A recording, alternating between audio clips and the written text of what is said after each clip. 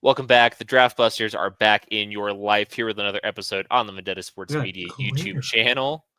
My name is Garrett Burrows, one half of the Draft Busters. On the other side of your screen over there is the Chickster, aka Alex Chick, the other half of the Draft Busters. Chickster, how are we doing tonight? Hey, vato. No, I'm just playing. Crazy. I don't know. The bandana was looking at me like the Green Goblin, and I just had to feel like I had to put it on today. So what I mean. Haven't shaved in about 2 weeks. This is. I was gonna say it looks with the mustache, it's a whole thing. Yeah, but really, in reality, I just got lazy and didn't shave, and so that. But we're here. Getting ready to get into this NFL draft content. Yep, as you guys saw on the title of the video here, we are going to be going over the quarterbacks for the 2025 NFL Draft. It's going to be the same format as last year. We're going to start 1, 1, 1, 1, and just kind of alternate back and forth doing our top 10 list. This week, we are starting with the quarterbacks. Are we going to 1 or are we going to 10? We're going 10 to 1. Oh, it sounded like you said 1, 1, 1, 1, 2, 2, 2, 2. So we're gonna like I do 1, you do 1, you do 1. But I took it as 1 and then 1 and then 2 and then 2. Okay, so for the viewers at home, I'm going to start with my number 10. Chickster's going to do his number 10, then number 9. I'm going to do my number 9, then my number 8. I just want to be clear. Let me be clear. All right, I'm following. I'm smelling what you're stepping in. Let's get this. So for this first episode, I am going to apologize off the rip. I was trying to set up, like, if you guys remember from last year's rankings, we had the screen, the edits with the table and stuff like that. I could not get that for the life of me figured out. So I apologize. This is going to be a lower quality video than we tried to put out here on the Vendetta Sports Media YouTube channel. That's on me. Sorry, as long as we don't get called out for it. As long as we don't get called out for our video quality. I feel like this 10 through 6 probably are going to be quick hitters.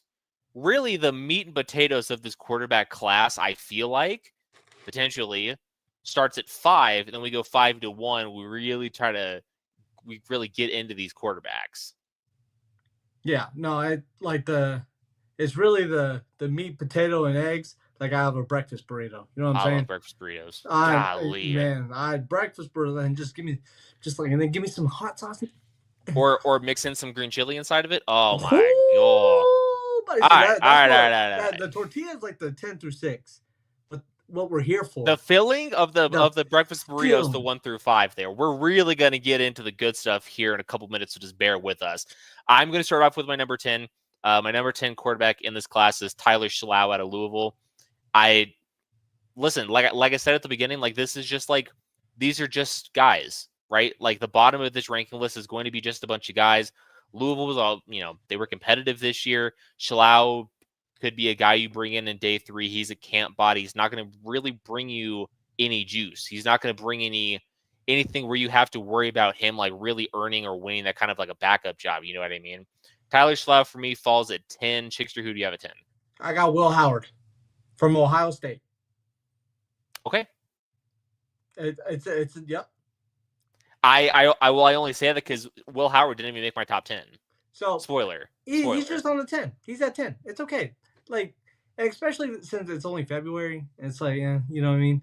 So I don't think he's very good. That's why I put him at 10. So, that means you'll probably have a name that I don't have a name on. So either way. Potentially, I might actually, since I didn't have Howard at 10. Before the Ohio State fans come into the comments, and hopefully the Michigan fans will fight me on this, or not fight me, but fight the Ohio State fans in the comments. Actually, just go at it in the comments. As long as I ain't got to fight the battle. But Will Howard stinks. I don't care if he won a national championship. There's a whole bunch of quarterbacks that won a national championship at the college level and are not good. Tim Tebow's one of them, isn't he? Florida, I think. I don't know. It was close. Anyway. I mean, Tim Tebow at least won a Heisman Trophy, and Tim Tebow, he is terrible. Cheeks. But listen, college-wise, hell of a college quarterback. Quarterback. I don't care if you won the Natty. Although Ohio State fans, you come after me if you want to. Michigan fans, take care of my light work. But no, he stinks. But he'll be here at 10 in this draft. So okay. Who's your number 9? Oh, I'm going next. You didn't say that. Did you just not pay attention to the breakdown that I gave 3 times at the beginning? I know you didn't. You're going next, and then I'm going twice. Speaking of other mid quarterbacks that I don't think are very good, we just went with Riley Leonard here. Can't throw worth a shit. If you watched any of the playoffs, I was scared if he threw it past 5 yards. Daniel Jeremiah didn't. We know that. Oh, that's something on its own. But if he threw past 5 yards, I was shaking in my boots. So I don't think he's a very good quarterback. Hell of a running quarterback. Can run all day long. They were running just QB draw like 40 times a game, honestly. So I don't think Riley Leonard's that good. I think the backup, whatever his name is, Angel or something. But I think he's maybe. I don't know. So Angeli sounds right. But no, he's way better than Riley Leonard. So I don't think. I mean, he's 9, but this is a not necessarily strong quarterback class. So I don't feel bad about putting him 9 here. Yeah, no. This year's quarterback class is really, really weak, and we're kind of gonna touch on that later because I don't. It's weak, but it's not like the Desmond Ridder, Malik Willis. Week. And the Kenny Pickett draft. No. God, no, it's not that weak. It is not that weak whatsoever. But we have been fortunate over the bulk of the last 5 to 7 years. We've had really talented quarterback classes. Next year's quarterback class could be really special. Last year's quarterback class shaping up to be pretty special. This year, it's just a down year. It happens. My number 9, I also have Riley Leonard at Notre Dame. There we go. I can't believe that we live in a world where we have the talking heads on the TV saying that Riley Leonard is Josh Allen. I can't believe that we live in that world. Colin Cowherd like tweeted almost during the entire postseason watching Notre Dame play that he sees Josh Allen and Riley Leonard, and I just don't get it. I don't get it because super athletic running back. I just can't stop looking at his face.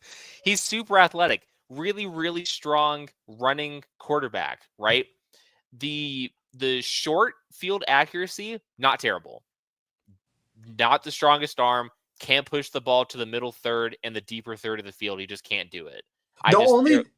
If you watch Josh Allen and Riley Leonard play quarterback and just did not throw the ball once, maybe Colin Cowherd has a 10% chance or 10% accurate take. Does that make sense? Because that's mind-boggling. I can't believe. I don't get it at all. I don't get it whatsoever. Because there's zero Josh Allen and Riley Leonard. This is somebody that I probably wouldn't even spend a draft pick on because the arm's just not there. I would really 10 and 9. I probably wouldn't use a draft pick on. These would be UDFAs for me. But someone's gonna take Riley Leonard probably in the 4th round, and it's mind-boggling to me. No, I'm not gonna say a word. Nope. We're good. We know. I'm not saying a word. I'm not saying a word. Nope. Mum's the word. I've got Riley Leonard at 9. My QB 8 in this draft class is Dylan Gabriel That was on purpose. Damn it! I chose the wrong one. I ruined the whole fucking bit. God damn it! My quarterback 8 is Dylan Gabriel out of Oregon. You can go back to the Senior Bowl performances that we saw this year. None of the quarterbacks looked good. I don't care what anybody is trying to spin out there about Jackson Dart. We'll go over that here in a little bit.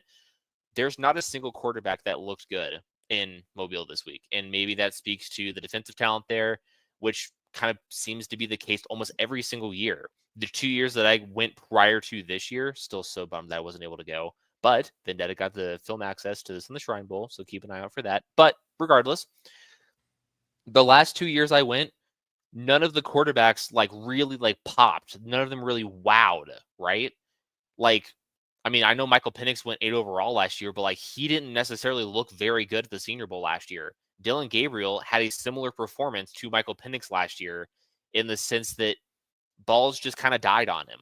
The accuracy is super inconsistent. And I'll be honest, I don't love a quarterback who is under 6 feet. Dylan Gabriel's 5'11". For me, I want my quarterbacks. I mean, he's super accurate when he's on his game. No doubt about it. But if you get him off rhythm a little bit, the accuracy, inconsistency start to show, and we kind of felt that in Mobile this past week or two, or during the Senior Bowl this year.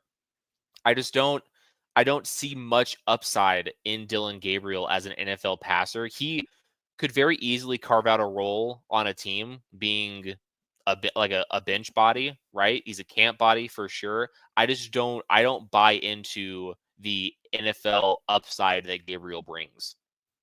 Yeah, no, I can agree with a lot of that. I think the Senior Bowl thing, though, I think the amount of defensive talent there is does play a part, and I don't think the offensive talent's really there this year. And kind of years past, I mean, there's a couple.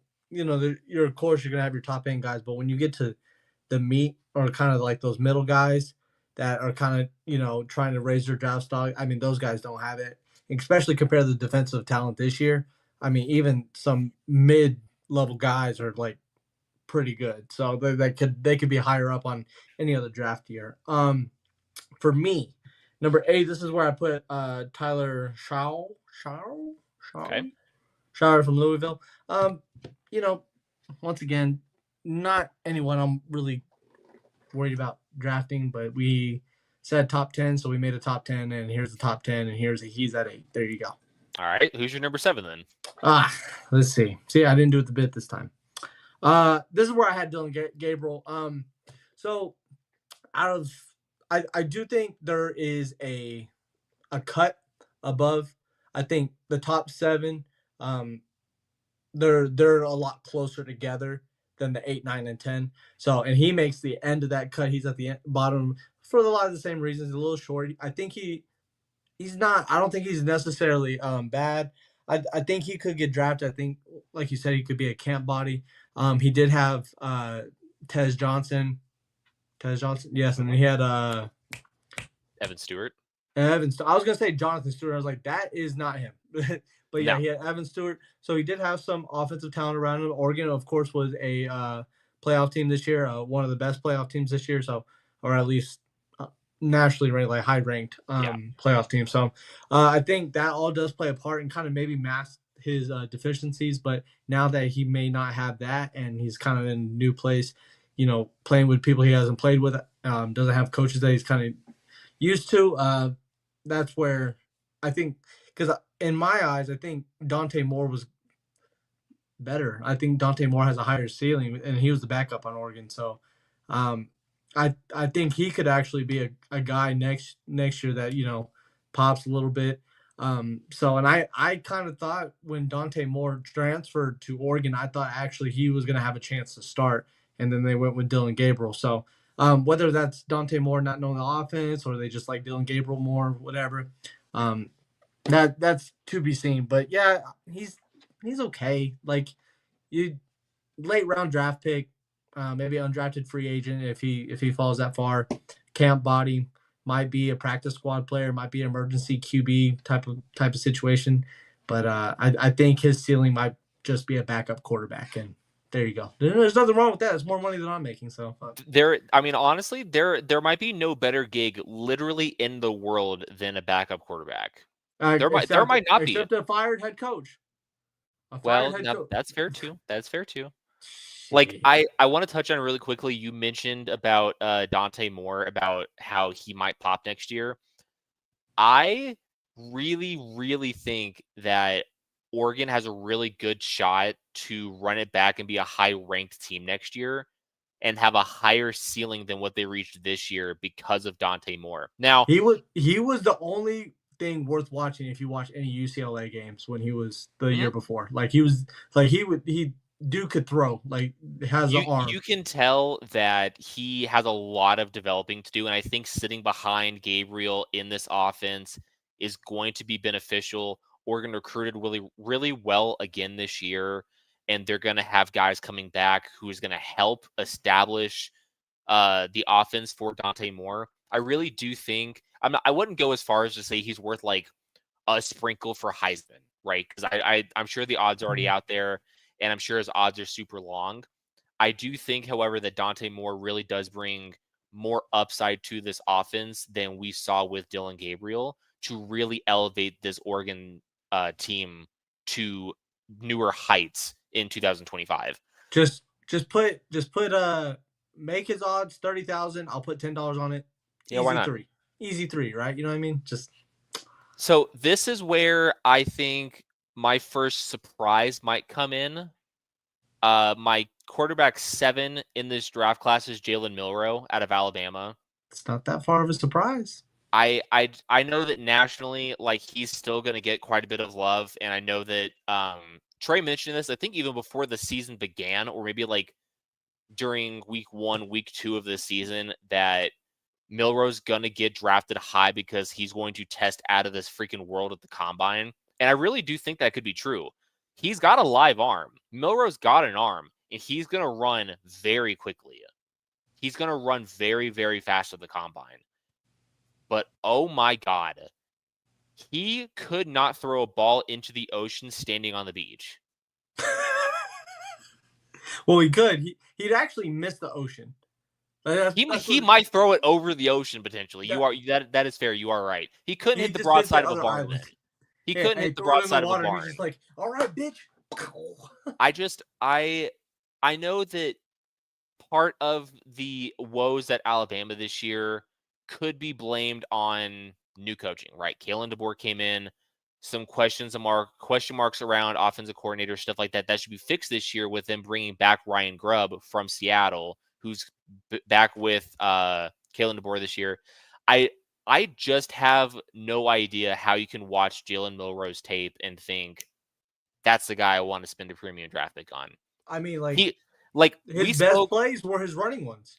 We spoke ad nauseum about accuracy woes last year's draft before that. Nauseum. Ad nauseum. Yeah. It's a big word for Elmo. Oof. I got my thinking cap on. And surprise it fits. That's a big that's a big thing going into the draft process is accuracy. Things are big. Sorry, last one. All right, my bad. Will you fucking chill out? Jesus Christ. My bad. I'm good now. I don't know that you are going to be able to develop Jalen Milroe into an accurate passer because I don't see the tools there. I don't. I see somebody. You want me to give my honest opinion? I see someone like Taysom Hill in Jalen Milroe. I don't think he will ever be good enough to be a starting quarterback. However, his athleticism should definitely warrant a spot on somebody's roster. And he's a big body guy. He's built. He's thick with a couple of C's.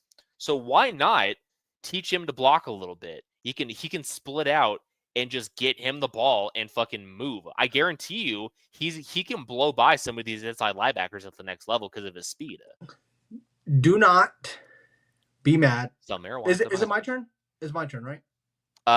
No, because I am still on 7 and I have to do 6. I really wish you paid attention. I really do. Well, I don't know. Whatever. I'm done thinking for the day. But don't be mad. Okay. And what I'm about to say, I feel like you're gonna take the wrong way, and it's not what I'm trying to say.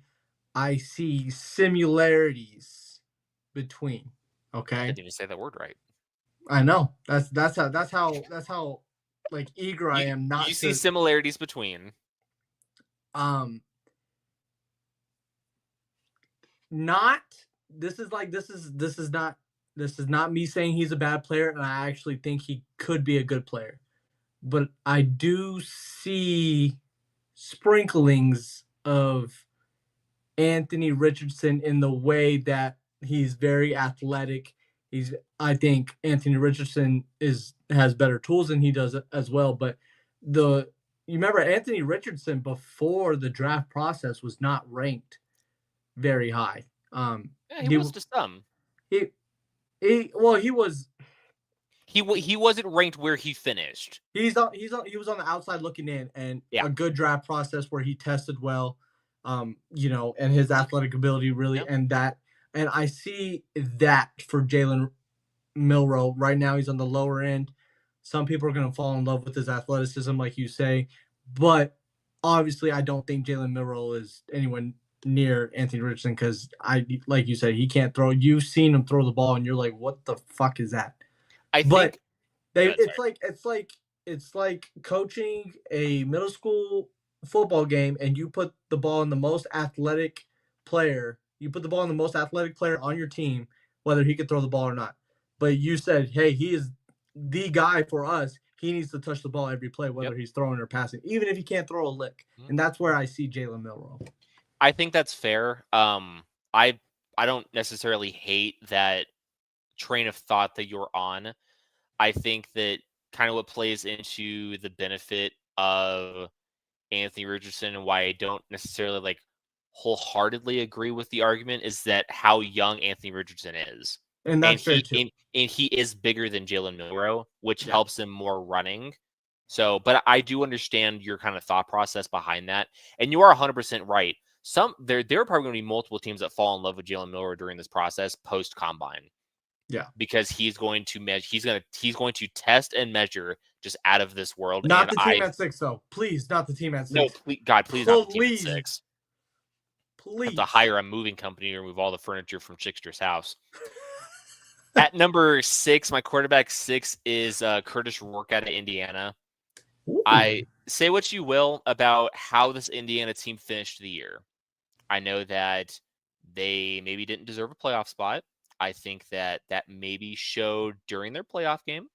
However, I don't think we can take away from the good play that Curtis Rourke had this year. When you watch Rourke play, he's got a really solid frame. I think his arm is plus. I wouldn't go as far as to say it's like, nuclear rocket launcher type. However, I do think he's got a good enough arm to make most of the throws that you need, right? He's got solid pocket presence to him. I like his lower half in the sense that when he's moving around, right, the hips always go with the feet. I think that's really clean. That's a harder thing to teach than some might imagine. I'm sure you know about that as you coach football. Keeping everything in line, not the easiest thing to do. I like that he is in rhythm most of the time with his body. I think that the accuracy on the deep ball and not having as plus of an arm as some of the arms in this class kind of rank him down a little bit. You have to consider strength of schedule as well. Indiana didn't really play the hardest schedule this year. That plays into account because there's going to be people that say the stat schmats and whatever, right? You got to take into consideration the strength of schedule as well. I think that Curtis Rourke is definitely worth a day 3 pick to bring in to see if he can beat out somebody on your roster for a QB3 spot. I don't know that Curtis Rourke has backup upside, but I do think that in spot starts in a couple of years, once he really develops and learns the system that he's in, I think he would be sufficient enough, if that makes sense. Yeah. Here, come over here. Yeah. When you said you were switching 3 and 5, was he at 3? No, I'm on 6. Oh. I switched my 3 and my 5 around. Oh, that made me nervous. I was like, oh, whoa. No. I was like, you was high on him. No. So my turn. Correct. You're on 6. Yep, correct. 6. This is where I had Jalen Milroe. We already talked about him, so 6. That's where he's at. And then number 5 is where I had Kyle McCord. Here. So really, Garrett, you were actually kind of selling me on this one. Because you said something. I don't know. You said something the other day in our group chat. We were talking, as we do. Naturally. As boys just love football. And you were like, I don't know. He could be like up. So, and I was like, well, all right. Well, let's chill out. So I went and looked a little bit, and I was like, he might be spending a little something. So, as of right now, of February, I definitely thought he was better than Jalen Milroe. I definitely thought he was better than Dylan Gabriel. So I was just like, 5, I feel like is a fair spot for him at this point in time as February 6th, 2025. So I think this is a fair spot for him before we really get into the nitty gritty of the draft process. I would like to see how he tests and does all of this and see how he handles this process before I can move him really any higher because I'm really kind of sold on the top four. Well, sold, but I think that's where the next tier is for me. So I have him at 5. I think that's a fair assessment for him. Kyle McCord out of Syracuse, by the way. I didn't say that. This was the problem last year. I didn't say what school they were. You didn't say schools at fucking all last year. You're welcome. What I do is I tell the names and then they go Google them and see what schools. That's true. And that's true. Yeah. I am a provide. I lead them to the water, but I can't make them drink it. You know what I mean? So yeah, Kyle McCord out of Syracuse. And he cracks the top 5. Okay. I can't wait for the casuals that only look at wins and losses, tell me that I'm wrong about Dylan Gabriel and Jalen Milroe and think Kyle McCord is not that good. But that's what we're here for, right? Yeah, but you know what? That's why you're watching us and we're not watching you. So yeah, and I wouldn't watch you because I don't even watch anyone that's on TV. I only like you gotta form your own opinions. And sometimes we're here to give you good information for you to make your own opinion. I'll watch Trey. I'll respect Trey stuff, but you know what? You also read Trey's stock notes, his NFL draft stuff, and then you're like, oh, this motherfucker might know what he's talking about. So, you can't always watch the people on TV because, Kendrick Perkins, said he was the leader on the Thunder today. Stephen A. Smith said the Mavs are now the best team in the Western Conference with Anthony Davis after trading away Luka. Some people just talk they just say things to get ratings. Now I talk loud. Am I period? Perhaps, but I try to have some truth in there too. Mayhaps, perchance, listen to me, perchance. Okay, I just want to use perchance for no reason. A quality word. Perchance is real quality. Indubitably. And oh my god. Oh my god. Let's go to 4. Let's go to your 4 before you keep just fucking shit up. So Chickster's QB5 was Kyle McCord out of Syracuse. His QB4 is. I wish you would pay attention because I did 6 and 5. And so it's now your turn. You were. I'm making sure you're on your toes, actually. Okay. 10 toes down. My QB5 in the draft as of February 6th is Jackson Dart out of Ole Miss. Again, this goes back to the thing with the Senior Bowl. People are blowing this dude's dick about his performance at the Senior Bowl and saying that he looked great all 3 days, X, Y, and Z. I don't know if maybe I'm watching last year's Senior Bowl. Maybe that's what it is. Maybe I'm watching another all-star event in this pre-draft process. I don't know. Maybe I'm not watching the right Jackson Dart tape because the tape that I watched showed a lot of inconsistencies in his game. A ton of them. And the stat schmatz people are going to glamour over Jackson Dart at the year that he had in fucking Ole Miss. But a wise man once told me to watch the tape. And if you watch the tape on Jackson Dart, there is a lot to like. He's got a live arm. He's more agile and mobile than some might give him credit for. I think he flashes really strong pocket awareness, but oftentimes he struggles in pocket awareness. I think that he's got a bit of a gunslinger mentality to him, which is fine in spots, but it can't be like your whole thing. It can't be your whole identity. And I feel that worked out great for him, I guess, until he started, stealing money from the state of Mississippi. He's a piece of shit. He is also, notable piece of shit, Brett Favre. But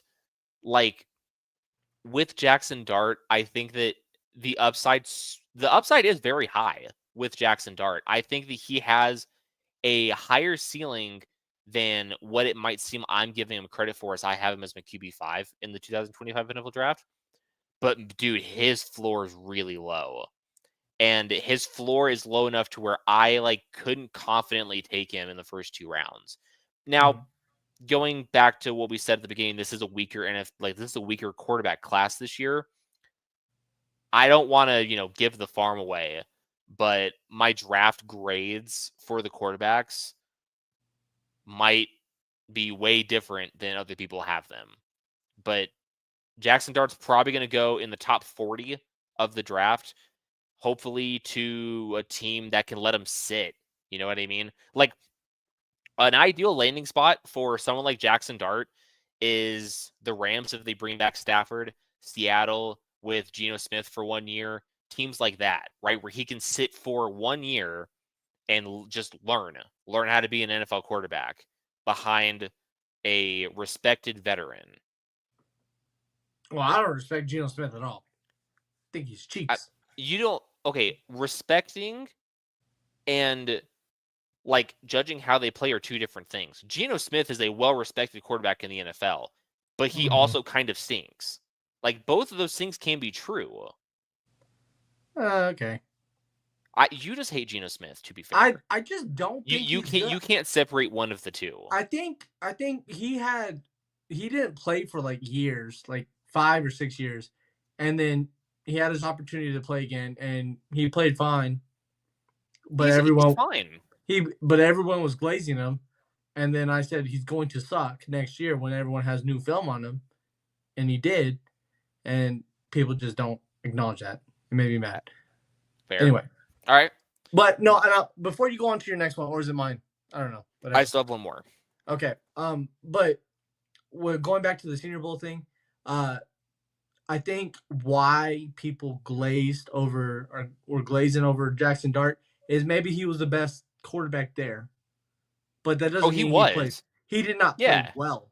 Yeah. Exactly. Both of those things can be true as well. And I think that's what the people that glaze over was like, yeah, just because you're the best one there doesn't mean, this was good. You know what I mean? Yeah, that's fair. So, I think that I wanted to add that to your point to, kind of reiterate that, just because someone's the best one at a certain event, I could be the best one at a kindergarten event. Doesn't mean I'm necessarily good. That's true. You know what I mean? So, I don't know where I was going with that, but go ahead. Now I'm good. My quarterback 4 in the 2025 NFL draft is Kyle McCord out of Syracuse. And I will 100% put my hand up and say that the system in which he was in 2023 at Ohio State did not do him justice. I will 100% put my hand up on that. I was completely out on Kyle McCord as a quarterback in general. I remember that. And then I watched him in a pass-friendly offense that was very predicated on him, and I watched him flourish into someone I believe has starter upside in the NFL. Not saying he's a fucking Pro Bowler or whatever. I mean, Geno Smith's got a job as a starter. Kyle McCord, I love it. Kyle McCord can earn a starting job in the NFL. Brock Purdy's going to be paid $55-60 million. Which is a fucking mistake and a half. Kyle McCord led FBS this year in passing yards at fucking Syracuse. Led the entire country in passing. A very prolific passer. What I love most about Kyle McCord, though, is how quick he gets that ball out. If you compare his throwing motion and his release to some of these quarterbacks in this class, it is a night and day difference. And that is just something you cannot teach. I love that he's accurate in the middle third of the field. He's got a pretty deep ball. I like the footwork where it's at now. There's definitely room to clean that up as well. Pocket presence. He's got a little mobility to him, right? But I really, really loved his tape this year in the way that he can make the reads at the line of scrimmage, right? And that's a huge trait that we look for in quarterbacks too, is can you read what the defense is showing you, right? You got a Mike that might be blitzing. You got the safety coming down over the top. You got the corners coming in, whatever. McCord has the ability to read all of that and make the adjustments. And he's also got the IQ to read the defense as the play happens and can make the proper throws, right? Very, very smart with the football. I think that given he falls into the right system, I think Kyle McCord can turn into a starter in the NFL one day. Cool. I'm with it. Yep. It's me. That is you. 4 at this point in time. I have Jackson Dart, So I saw more of the positives than you did. So, I do think he's got the arm to him, and I think the gunslinger mentality can be regressed. As far as you don't have to feel like you have to force everything, because it does feel like when you watch his tape that he was forcing, like that's something you're like, okay, you didn't really have to throw this. Which I do think comes with coaching, and not saying that Lane Kiffin can't, but it's more of that one on one. I think he might, and let's just call it how it is. The NFL has a quarterback development problem. So Massive. like they don't develop quarterbacks anymore. Like you take a quarterback in the second round, and your fan base and even the front office is like, we have to start him right away.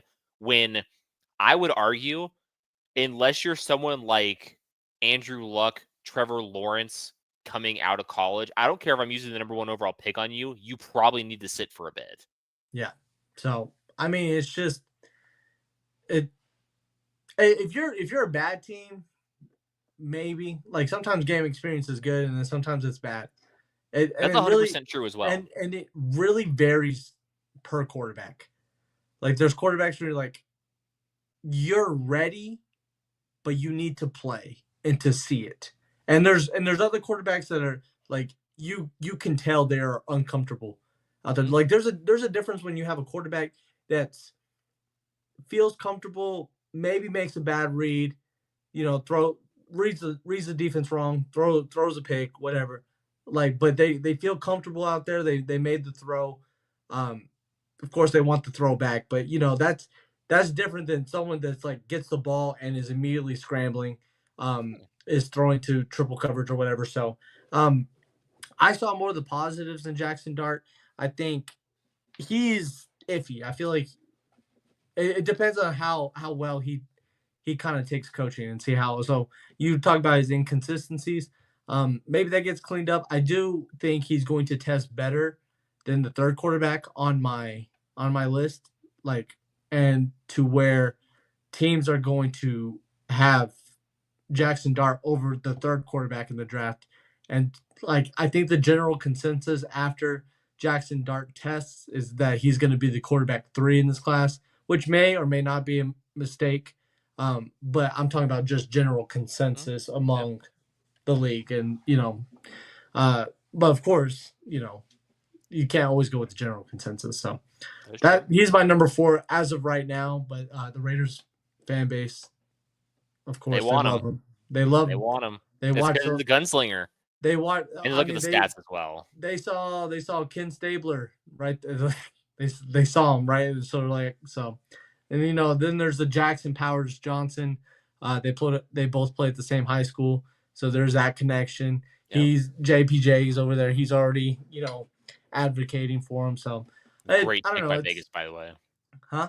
A stellar pick by Vegas. You know what? They crushed their first 2 picks last year.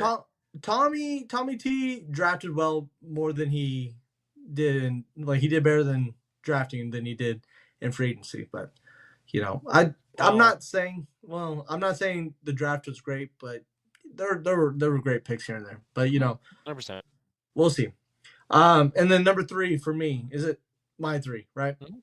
Okay, number 3 for me is at this point in time Quinn Ewers, who I've actually had him at quarterback 3 for a while now, but as we know, the pre-draft process can change a lot. Man, like, and this is where I think Jackson Dart's going to test better than, because Ewers, I think, is a better quarterback, but some of the it never seems like the game gets too big for him when you watch him. Like he's going to make a mistake, but he's not going to. Like you saw Carson Beck make a mistake at times, and he looks like he was out of it. And then there was times when Carson Beck just locked the fuck in and actually started playing. And like Quentin Ewers is like the same expression the entire of the game. He could throw a touchdown, he could throw an interception, but he's always going to be kind of level-headed. So I do like that part of his game. But there was also times, especially as the season went on and we got in the playoffs, that he just kind of underwhelmed. Like there was plays that he would be like, oh wow, like good job, And then there's other plays where you're like, where is Manning at? Please put Manning in. Like, what are we doing? So, at this point in time, he's still quarterback 3 for me. But like I said, I think there's a situation where, maybe he doesn't test as well as Jackson Dart. And then, recency bias is a bitch, So even though I feel like Quinn Ewers might have a better tape than Jackson Dart, I think I can definitely see where these flip flop for me, where 3 and 4 go to Ewers goes to quarterback 4 and Jackson Dart goes to quarterback 3. Both are day 2 guys, day 3 guys. Well, I wouldn't say day 3, I would say day 2. But like you would want these guys in the 3rd round, but you take them in the 2nd because they're not going to be in the 3rd. That's how I think it's going to be. So, yeah. But Quinn Ewers Trey's loved him since he was with Ohio State, and when he not declared, but signed, or so he's loved him for a while, but he's good. I think he was better with the mullet, if that makes sense. His powers. It was like his Monstars powers was in the mullet. Maybe it was with the mullet. Maybe he lost a little pizzazz to him. Lost a little, because you got especially nowadays, if you gotta have something, You gotta have an identifier to you. Yeah. So I think that it's probably gonna be chalk the rest of the way. My quarterback 3 is also Quinn Ewers out of Texas. His tape is so baffling to me.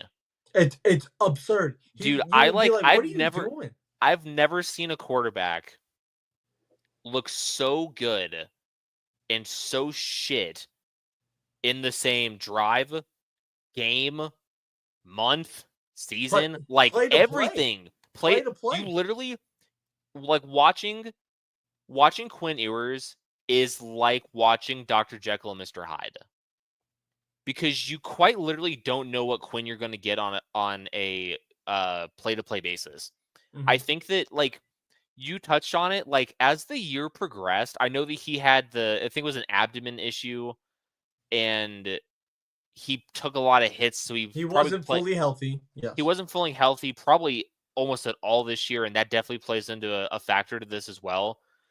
But you also can't excuse some of the decision-making that he has as well from injury. And I think that is my biggest knock on him, is that for being so talented, I don't know that the mental processor is where I want it to be able to draft him as high as some might have him, if that makes sense. Yeah. Like, I can tell the IQ's there, but sometimes watching him play, it's like he gets to the ball, right? Gets into his stance, and it's like he's in backyard football again. Yeah. He just has no fucking clue what's going on out there, but let's make the best play possible, right? Well, or the biggest play possible. And sometimes it feels like you said, he has the IQ, and so he makes his read, but he doesn't consider any other read. It's like, that's it. Like, he sees it and he throws it, and then going through progressions is definitely not a strong suit. I think the pre-snap, and I think that's where that talent comes in. Is like that pre-snap. He said, "Okay, this is what I see." Boom. But like, this is where I think he would get fucked on disguise coverages, like, because he's like, "This is it. Boom. I'm just gonna, like, I'm ready. I'm ready. Like, I'm gonna throw this shit. I'm gonna throw the ball," and then and sometimes it works out because we see really good fucking plays, and then it doesn't work out, and we're like, "What the hell did you just do?" If the game allowed it to where Quinn Ewers would always hit his first read on every single play, he would be the number 1 pick in the draft. Yeah. No doubt about it. But like you said, if he's got a disguise coverage back there, all hell's breaking loose. I think that, I mean, the accuracy is kind of where you want it to be most of the time. And then there's times where you watch him and you're like, I think I maybe could have thrown a little bit more of an accurate ball. You know what I mean? It's like, I don't get it with him. I think that he's got a much higher floor than someone like a Jackson Dart. I think the ceiling might be a little bit higher, but I do like the traits that Dart has more than Ewers, if that makes sense. I'm just going to assume we have the same top three.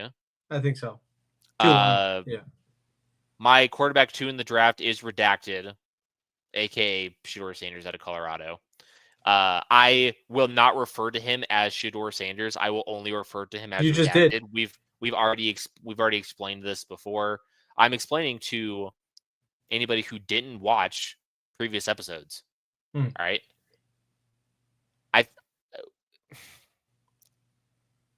This is probably going to turn into a bit of a debate, and that's fine. I really have concerns about spending a really, really high, really premium pick on redacted. Because premium as in and maybe this is a hot take, and maybe through the pre-draft process, I will change my mind a little bit. But as of right now, I don't think I could take him in the top 20. I don't think that's like this is gonna be. I'll let you talk. Go ahead. This is going to be a bit of a spoiler for whenever my, the profiles come out and the draft grades and stuff like that. I don't have a first round grade on Shedeur Sanders. I don't. I have a second round grade on Shedeur Sanders. I do understand, we've talked about this before, that if you're on the fence about taking somebody, the 5th year option is huge. And I think someone like Shedeur Sanders, you want to get him in the first round. If you're at the end, you could trade back into the first round to get him because of the 5th year option. Because especially on quarterbacks, that's a huge deal. Yeah. Right? In the short area, he's good. I'm a known hater, right? I'll 100% put my hands up. But I have the ability to hand out compliments as well as I see them. He's very good in the first third of the field, right? In that first 8 yards or so, slants, ins, outs, right? Curls, comebacks, right? He can hit those all day long. I worry that his completion percentage might be a bit inflated because that's a fair assessment. Because of the amount of short passes, screens, checkdowns that we saw this year. Now, that's not to say that he doesn't have the arm talent to push the ball down the field. He can't not hit those like 15, 20, 25-yard post routes, right? Like, he has the ability to do that, and he's put it on tape that he can hit those. He's also incredibly tough.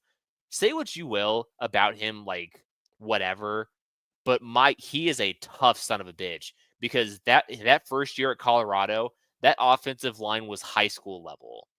And it still wasn't that much better. It wasn't much better this year. You were 100% correct. But the amount of hits that he took as a Buffalo and, like, didn't barely miss any time, any snaps, any, like, plays, 100% give him credit for that. He's not as mobile as you would potentially think. Like, he's got a little bit to him, but, like, if a play breaks down, I would worry that he can get the first down on, like, 3rd and 6 if he's scrambling out to his left, right? I just don't. Some of these outside linebackers in the NFL are demons, dude. These edge rushers. I mean, like, Max Crosby ran down fucking Lamar Jackson. Like, he's like, some of these guys. I did that for you, by the way. Thank you. Some of these guys out there are quick, and I don't know that he has the quickness that it takes to get out there and get those first downs. Now, that's not like, like a full huge knock on him, because I don't need my quarterback to be Lamar Jackson fast and fucking Josh Allen rocket launcher, right? If that was the case, this would be the perfect quarterback. He'd go number 1 in any given draft. But I think that I really do worry that if he gets into an offense and you draft a quarterback this high, right, you're going to predicate the offense around him, right? Harbaugh did it with Lamar Jackson, right? We're starting to see that a little bit with Harbaugh, with, like, Justin Herbert, right? Now that he's in there with Justin Herbert, you're going to build the offense around who you have at quarterback. They're going to implement some of that as well.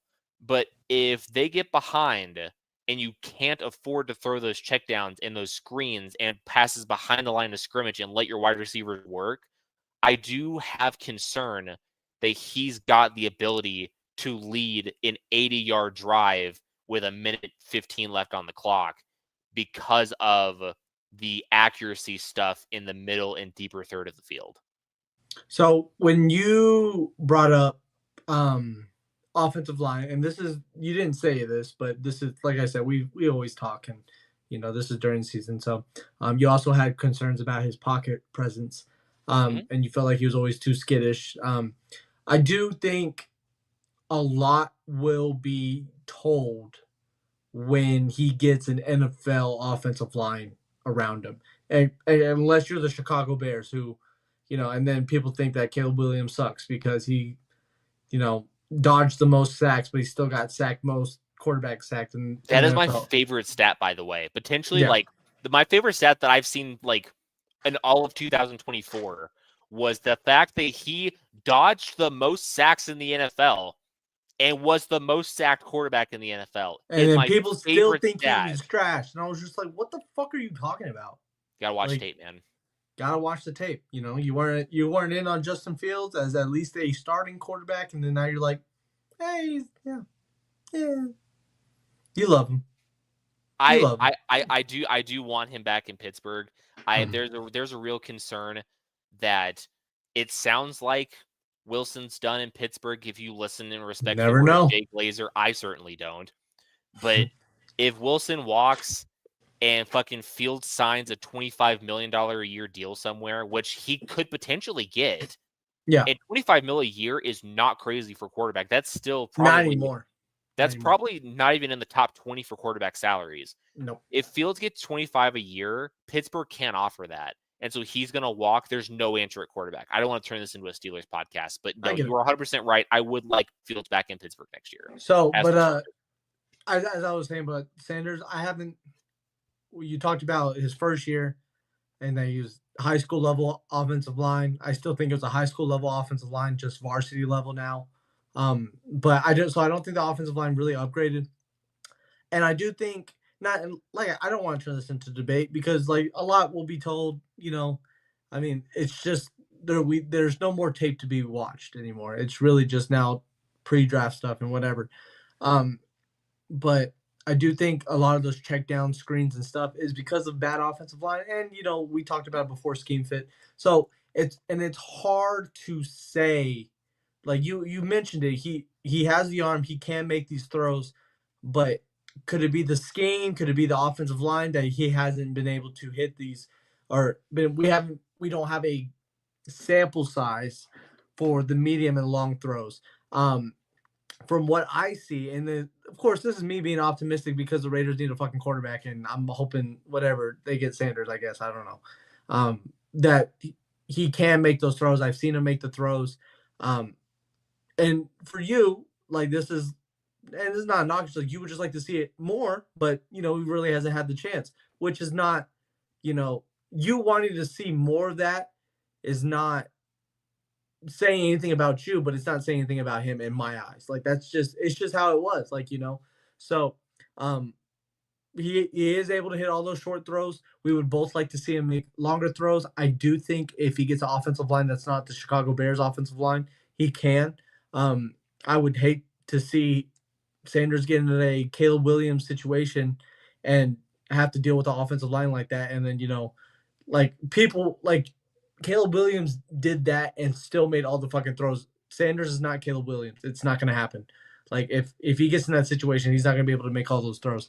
And I think we both kind of mentioned it. He's a little bit smaller. He's not necessarily, he's not the biggest guy. He's not, he's not a big quarterback. He's not as fast as you like. What I need my quarterback to be, and I'm saying my quarterback because I'm hoping Sanders may go to the Raiders. I don't know, whatever, but whatever, right? Is functional mobility. You need to be mobile enough to be functional. That's what I like. If you need to be able to roll out, please be able to roll out and not be Aiden O'Connell slow, please, for the love of God. You just need to be able to move in the pocket. And yes, you're gonna have edge rushers hitting you. You're going to have people following you. But when a play breaks down and you get wide receivers to follow, can you roll out and make that throw? Can you get I don't think you'll get a 3rd and 6 game, but maybe like a 3rd and 2 game. Can you do that? Can you be mobile enough to do that for me? And I think that goes a long way in the NFL. I am higher up on Sanders than you are, and I agree that I don't really want to take him in the top 10. I think top 20 is maybe even a little rich. I think outside the top 20 is the sweet spot where you would want Sanders, but then there's the argument of supply and demand. If you need a quarterback, and most teams need a quarterback here and there, gotta take him. It's going to be higher. So I think as far as draft talent, yes, I agree with your assessment. You should be in the late first round, early second, if anything. So I don't think that's actually as crazy as a take. Now, people might slam us and be like, what are you talking about? He's the second best quarterback in this draft class. We already talked about it. It's a weak draft class. But, I mean, he won't go past 6. So, hopefully. Jalen Carter wasn't supposed to go past 7. Roman Empire. But, so he shouldn't go past 6. Is he deserving of being 6 overall as far as draft talent goes? No, he's not. But at the end of the day, if the Raiders need a quarterback and he's top 2 quarterback in this class, they're going to take him. And it's not like the draft talent of the Desmond Ridder, Malik Willis, and whoever else was in that fucking draft class. Kenny Pickett. Oh, sorry. I didn't say his name twice, and you said it twice for me, and I'm sorry for that, actually. The only reason, sorry to cut you off. The only reason I have already said I want the Eagles to win, right? The only reason that I am also rooting for the Chiefs to win is solely because I don't want Kenny Pickett to be a Super Bowl champion. That's some hating ass shit. Fuck Kenny Pickett. That one play made me laugh. So when he went in those first couple of plays that Jalen Hurts was, or I think it was the rest of the game, and he pump faked and he went to the fucking My favorite fucking thing I saw last year was small hands Kenny Pickett fumbling the ball on a pump fake because he's not strong enough to hold on to the pump fake. What was crazy is he pump faked and he brought it in and then he fumbled. Like that. I was just so bad. God. I cannot believe that he was drafted in the first round. So I think we're in agreement that Sanders is a second overall right now as of February 6th. Wow. I don't even necessarily know that there's anything anybody can do to move Sanders off of QB2. I just don't. I think that it'll be interesting to see. You mentioned this, and then we'll talk on Cam Ward here for just a minute, and then we'll wrap up. Cam Ward is number one. Obviously, Cam Ward is Cam Ward number one quarterback. What are you doing? Cam Ward is the clear he's the clear top quarterback in the draft class. You touched on it that you're really curious to see the pocket presence of Shedeur Sanders in the NFL with an NFL offensive line. That is going to be the litmus test for him. Yeah. Is that with a full camp as the dedicated starter, he's gonna start week 1 for whatever team he plays for. Hopefully it's Vegas. Hopefully it's not Tennessee. Oof. That might be tough. If he still shows the same lack of pocket awareness, if it looks the same, basically, we're in for a rough stretch of football with him. Yeah. Because he doesn't have the ability to be magic like he was in college and scramble and make the throws. So, but yeah, the pocket awareness at the next level is going to be the huge litmus test for him. And yes, like we mentioned, Cam Ward is the QB1 in the draft class. Cam Ward out of Miami. He checks all the boxes. He's got an arm on him. It's not like radioactive, nuke arm. He's got a very, very plus arm though. His arm is very talented.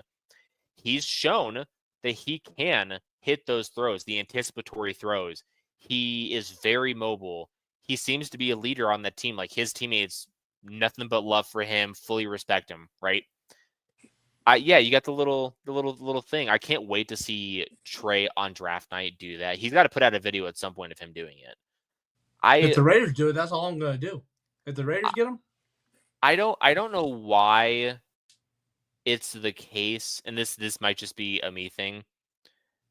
Yes, Cam Ward is the QB1 in the class. No doubt about it. Nothing anybody can do and can knock him from QB1. I just get like something weird about his play. And like I can't really put my finger on what it is. I know what it is. It's the lack of urgency. I think that's where because he just I was thinking that I watched a couple of his games of his play, and he's just like play action, and he's just like he would just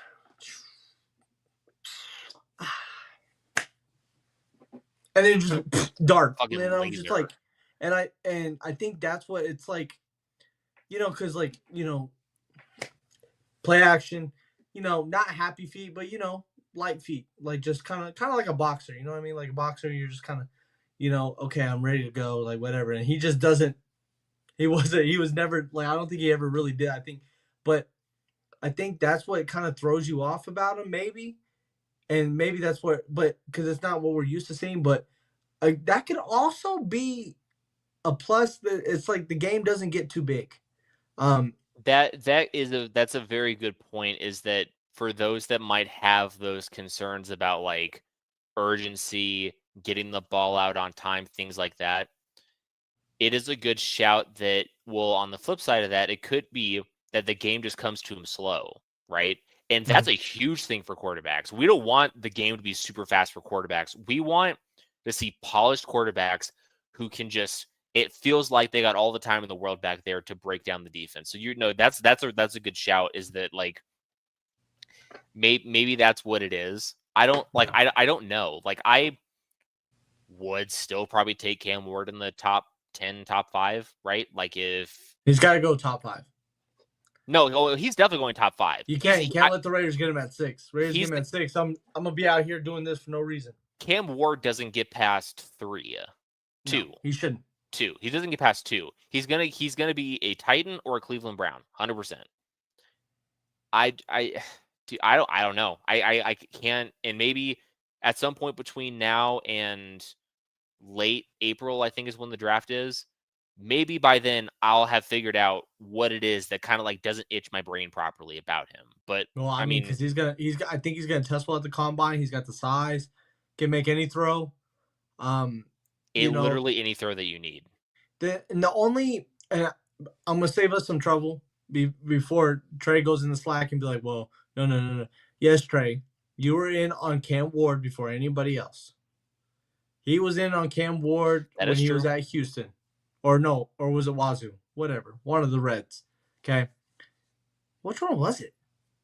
Washington State. He was a Cougar before, yeah. Whatever. Anyway. Is Houston the Cougars as well? Houston's the Cougars. I don't think is Washington. Whatever. Washington State's also the Cougars. Oh, so you did a little.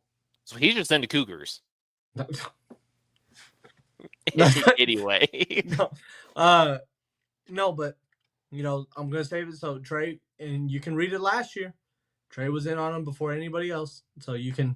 But I think he's gonna test well. He's got the size.